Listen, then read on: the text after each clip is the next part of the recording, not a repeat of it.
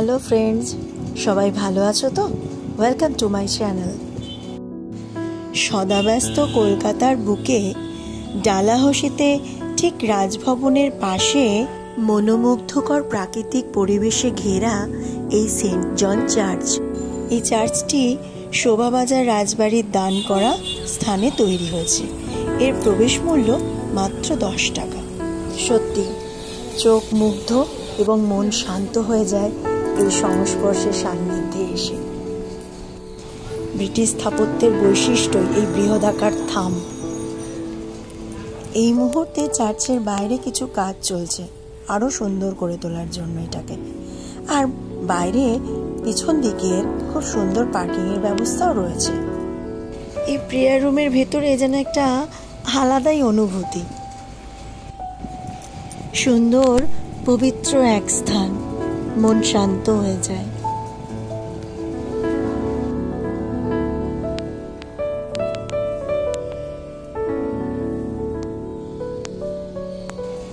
সত্যি মিথ্যে আমার ঠিক জানা নেই, তবে কথিত আছে গৌড় স্থাপত্যের ধ্বংসাবশেষের যে পাথর, সেই পাথর দিয়ে নাকি ব্রিটিশরা এই চার্চটা নির্মাণ করেছিলেন।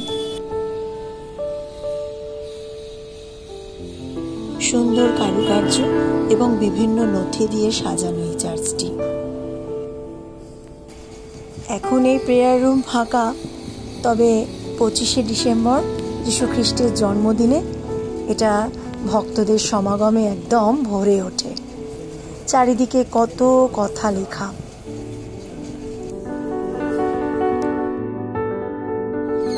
আর এই বাইরে এই প্রাকৃতিক পরিবেশের মধ্যে লেডি কেনি, লর্ড ব্রাবোন ও বিশেষ কিছু সৈন্যদের সমাধি রাখা রয়েছে।